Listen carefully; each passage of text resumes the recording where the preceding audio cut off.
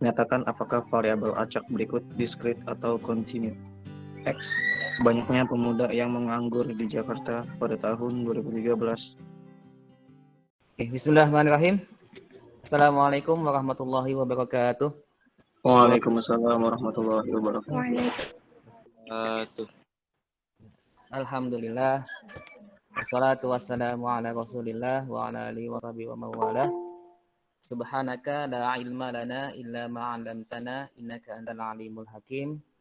Kita awali dengan doa pagi. Allahumma bika asbahna wa bika amsayna wa bika nahya wa bika namut wa ilaikan nusyur. Apa kabar 12 IPA 3? Sehat semua? Alhamdulillah sehat. Gimana rapat semester kemarin? Memuaskan atau kurang puas? Alhamdulillah. Alhamdulillah. Cukup, Pak. Bentar lagi kalian mau masuk ke fase pendaftaran akun LTMPT ya. Jangan ketinggalan tuh ya. Jangan ketinggalan. Iya, Pak. Pesan Bapak ya, saya gini, baik kamu saat ini sudah punya minat ataupun belum punya minat mau kemana gitu ya, yang penting pas waktu pendaftaran akun semuanya daftar ya, jangan ada yang nggak daftar. Nanti kalau jangan beranggapan kayak gini, saya mau sekolah kedinasan deh, TNI, polisi gitu ya, saya nggak mau ikut PTN, saya nggak mau daftar akun. Nah nanti nyesel ya, khawatir kamu nyesel pas misalkan bulan apa SBMPTN tuh, bulan Maret atau April kali ya, lupa apa juga. Kamu pengen nyoba PTN, ternyata kamu belum bikin akun, nah kan nggak bisa ya. Jadi besok pas tanggal 10 kalau nggak salah ya, kamu bisa bikin akun. Nah itu jangan ada yang ketinggalan ya. Seperti yang pernah Bapak sampaikan di kelas 11 waktu menjadi walas kalian ya. Bagaimana kita menjadi seorang penuntut ilmu ya. Bapak sampaikan kembali nasihat dari Imam Syafi'i yang 6 itu ya. Kata Imam Syafi'i, la tanalul ilma illa bisittah ya. Engkau tidak akan mendapatkan ilmu kecuali dengan 6 syarat. Syarat yang pertama yaitu zakatun, kecerdasan ya. Kecerdasan ini memang bukan hal yang utama, tapi ini menjadi yang penting gitu ya. Karena kan setiap kita mungkin ditakdirkan mempunyai kecerdasan yang berbeda-beda, namun itu harus kita maksimalkan ya. Kita maksimalkan. Yang kedua, ilmu adalah sesuatu yang tidak boleh kita tinggalkan ya, karena mencari ilmu itu bukan hal yang mudah gitu ya. Kalau kamu nggak punya ambisi, kamu nggak punya motivasi dalam belajar, apapun pelajaran yang kamu pelajari mungkin akan sulit kamu terima dengan baik gitu ya. Yang ketiga, dalam menuntut ilmu kita harus punya istibarun atau kesabaran ya. Kenapa bahasa Imam Syafi'i bukan sobrun, tapi ada tambahan tok di situ ya. Nah itu berarti ada kesungguhan, kesabaran yang harus lebih kuat lagi yang kamu harus tunjukkan sebagai penuntut ilmu. Yang ketiga, dalam belajar kita butuh bulghatun. Bulghatun itu modal ya. Kalau saat ini kita PJJ berarti memang kalau kondisinya kita online ya memang harus kita punya modal gitu ya. Modalnya apa ya? Ya siapin kuota kamu, siapin paket data kamu ya. Jangan hanya kuotanya cuma buat main game online gitu ya, tapi gunakan itu sebagai modal kamu buat belajar online ya. Yang kelima, irsyad di ustadz ya, mengikuti petunjuk ustadz atau guru kalian ya. Belajar tanpa guru ya agak sulit gitu ya. Apalagi kita belajar di sekolah ya, tentunya perlu bimbingan dari guru-guru kalian, bukan hanya dari Bapak, tapi semuanya harus kita ikuti ya. Yang terakhir itu zaman, belajar itu sepanjang waktu yang lama gitu ya. Jadi jangan pernah merasa bosan, PJJ mulu gitu ya. Pasti kebosanan itu ada, nah tapi harus kita sikapi dengan gimana caranya supaya kita bisa kembali termotivasi dalam belajar. Oke, sedikit mengingatkan nasihat yang pernah Bapak sampaikan setahun yang lalu mungkin ya di kelas kalian. Oke, pada hari ini sesuai yang tadi Bapak sampaikan, Bapak ingin menyampaikan sedikit pendahuluan tentang mata pelajaran matematika peminatan pada semester ke-6 ini ya. Semester ke-6 harus tetap semangat ya nak ya, harus tetap semangat walaupun syarat untuk mengikuti tes baik itu SNPTN atau SBMPTN hanya rapot kamu sampai semester 5 ya, tapi semester 6 ini juga penting sebagai syarat kelulusan kamu di kelas nanti setelah lulus dari 6. Kalau misalkan rapot semester genapnya semester 6-nya ini ada yang terlewat atau nggak lengkap ya, mungkin kelulusan akan dipertimbangkan gitu ya. Makanya tetap penting ya, walaupun untuk mengikuti tes PTN kamu hanya diminta rapor sampai semester 5, tapi semester-nya juga penting untuk kelulusan kalian. Oke.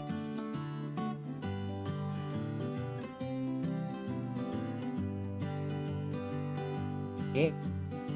Mencoba untuk share screen, sudah muncul belum?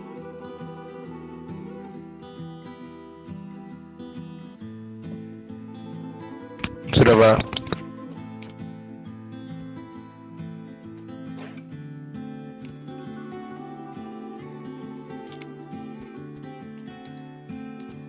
Belum muncul ya?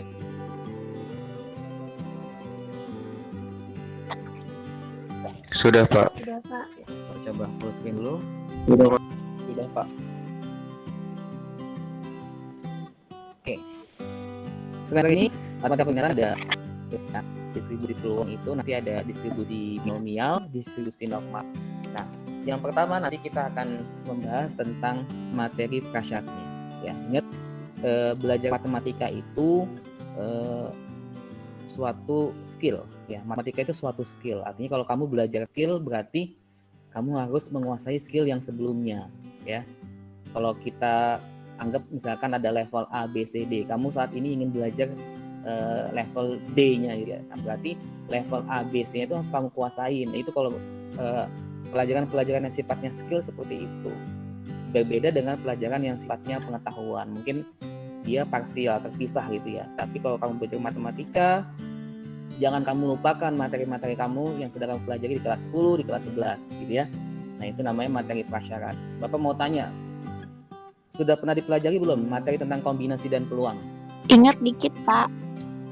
Belajar di kelas berapa? Yang pas SMP, kalau SMA belum. Dia akan coba Bapak review sedikit ya. Karena ini penting, kamu harus memahami tentang kombinasi itu seperti apa, kemudian menghitung peluang seperti apa. Oke, makasih ya. Oke, yang kedua, tentunya kita akan belajar tentang variabel acak. Variabel acak itu apa? Nanti kan kita bahas ya.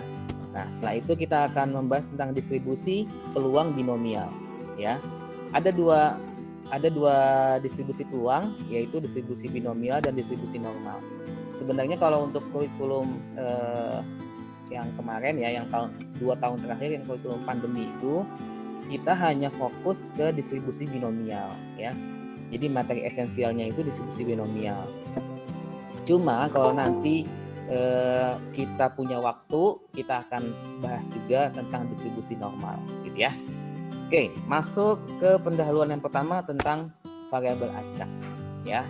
Variabel acak itu ada 2 macam ya. Yang pertama, variabel acak diskrit berisi kemungkinan yang dapat dihitung. Kemudian yang kedua, variabel acak kontinu berisi kemungkinan yang dapat tidak dihitung atau tidak dapat dihitung. Oke. Kalian coba pahami bedanya. Intinya diskrit dia dapat dihitung, kontinu tidak dapat dihitung. Contohnya seperti apa?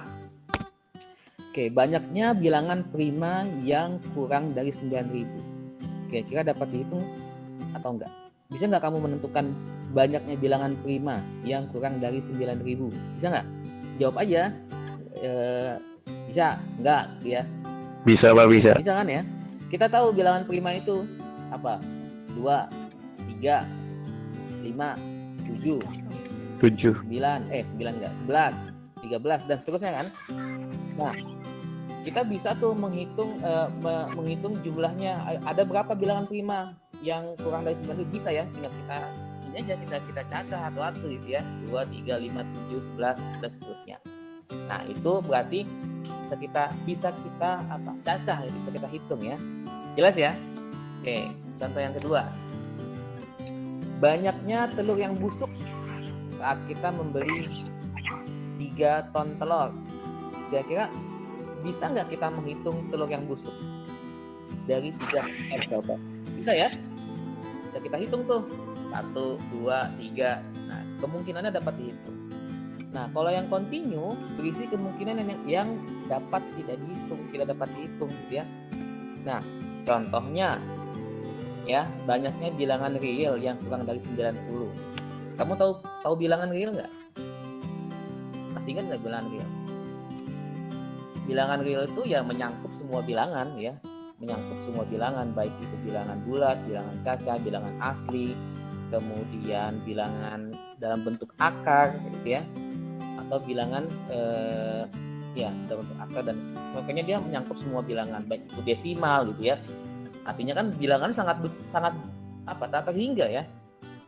Kurang dari 90 aja kita bisa menghitung, yang desimal aja nggak terhitung tuh. Ada bilangan apa aja gitu ya, karena bilangan real. Oke, contoh yang kedua ini lebih jelas. Banyaknya bilangan desimal pada selang 0 sampai dengan 1. Bisa nggak kita menghitung banyaknya bilangan desimal pada selang 0 dan 1? Banyak, Pak. Bisa nggak?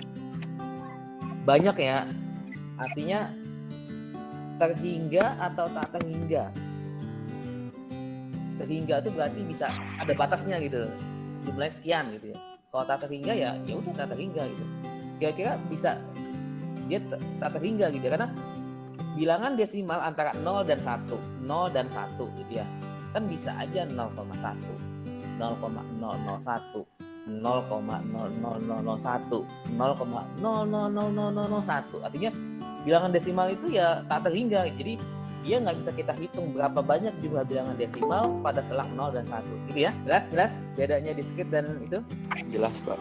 Jelas, ya? Pak. Oke, kita lanjut. Masuk ke contoh. Bapak minta bantuan siapa nih? Ada Doni di sini, Doni? Ada Pak, ada Pak.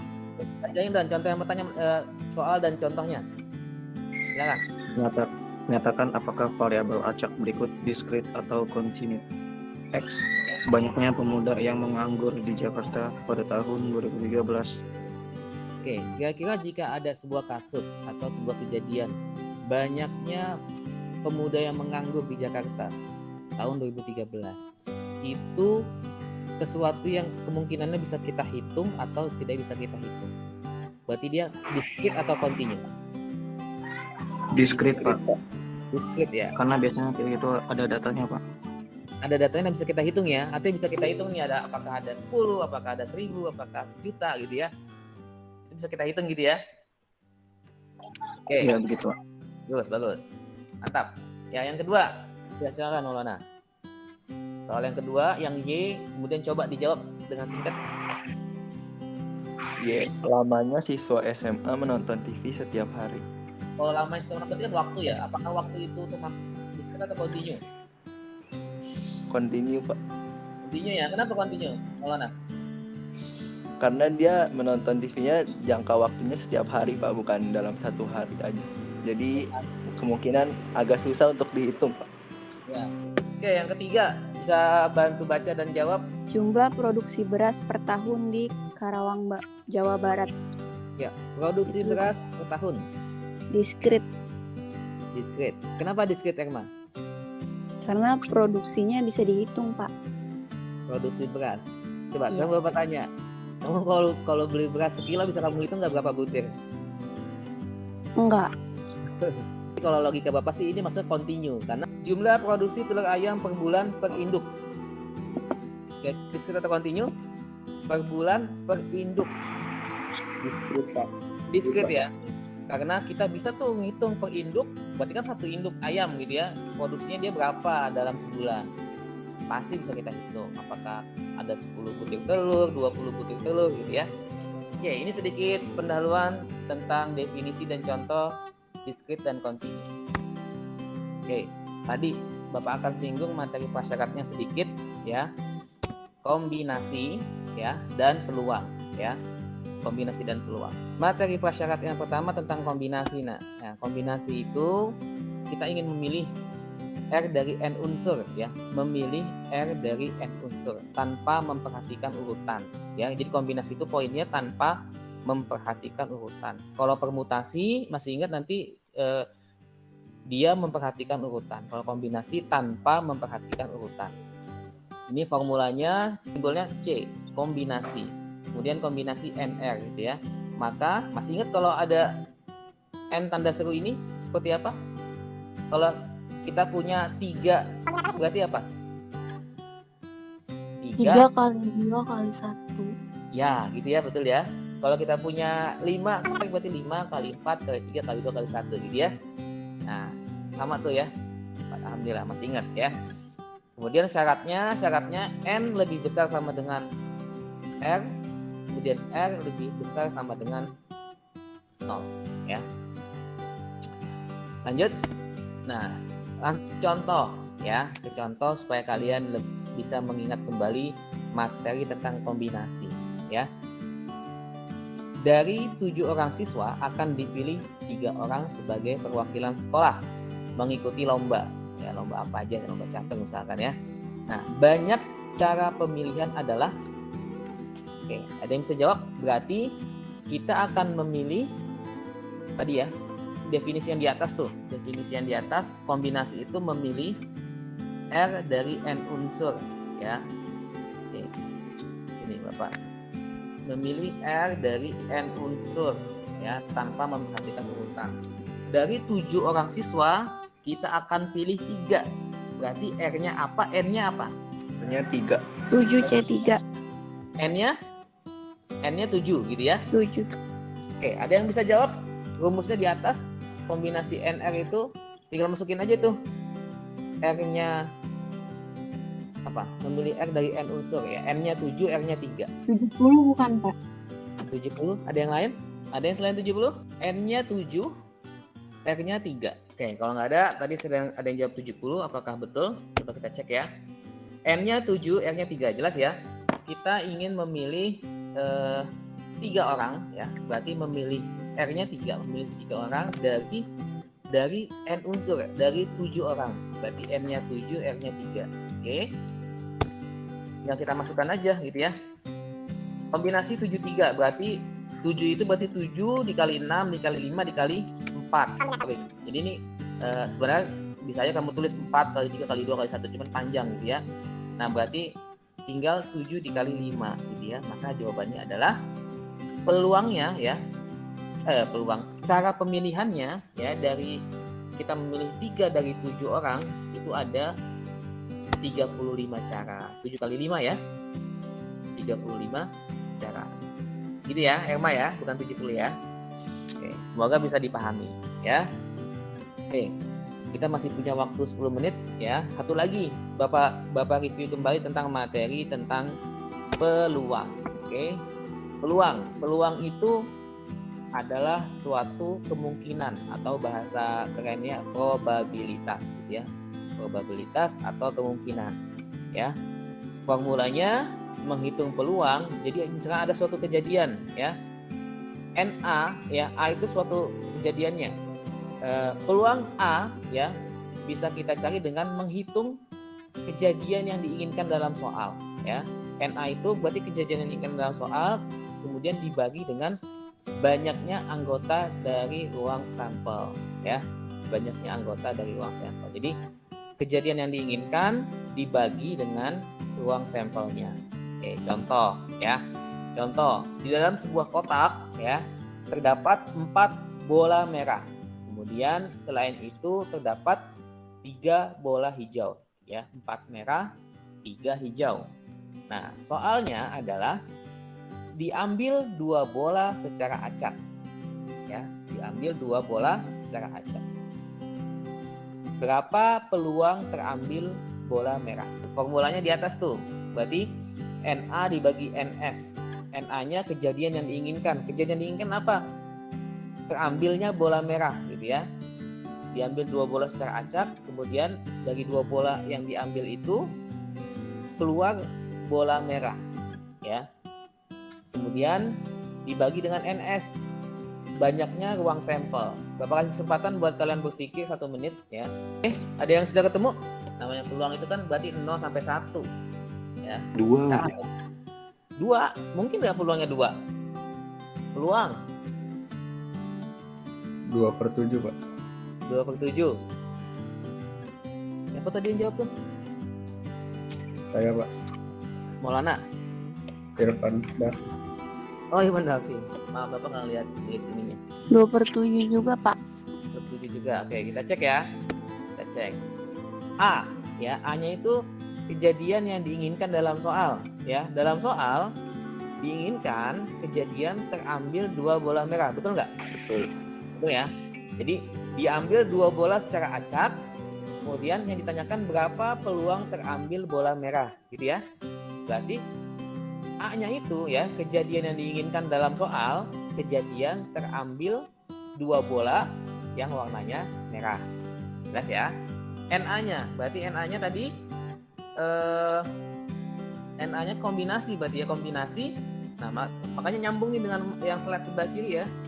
Kombinasi 2 4 2 gitu ya. Kombinasi 4 2 berarti kita dapatkan hasilnya 4 itu 4 kali 3 kali 2 kali 1 gitu ya.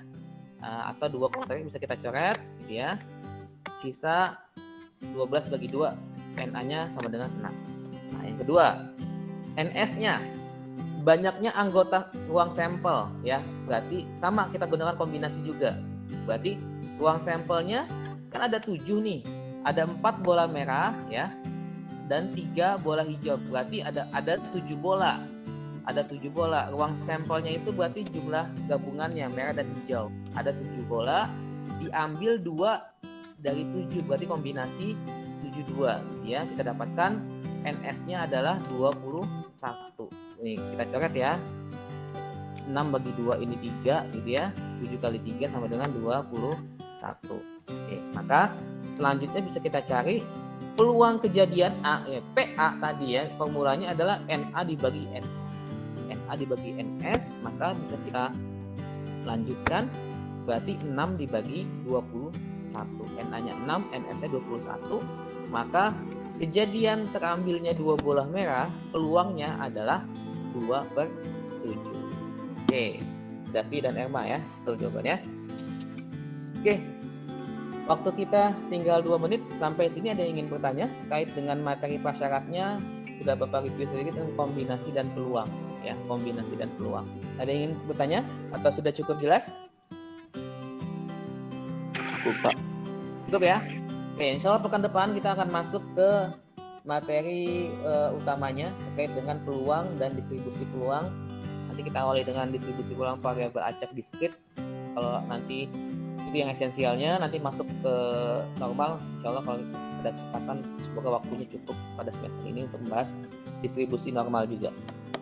Oke, jika cukup dan tidak ada pertanyaan, mari kita sama-sama tutup dengan membaca doa kafaratul majlis ya. Semoga yang akan kita pelajari bisa kita pahami dengan baik dan bermanfaat ya. Insya Allah materi peluang ini materi yang kontekstual ya. Nanti kalau kamu ke dunia kerja itu kepake gitu, kita menghitung peluang apa gitu ya, menghitung dengan prediksi atau probabilitas gitu ya. Kita tutup dengan baca kafaratul majlis. Subhanaka Allahumma wa bihamdika asyhadu an la ilaha illa anta Astaghfiruka wa atubu ilaik. Baik. Assalamualaikum warahmatullahi wabarakatuh. Waalaikumsalam. Warahmatullahi wabarakatuh. Sampai ketemu pekan depan di PTM ya, insyaallah. Ya, terima kasih Pak. Ya, sama-sama.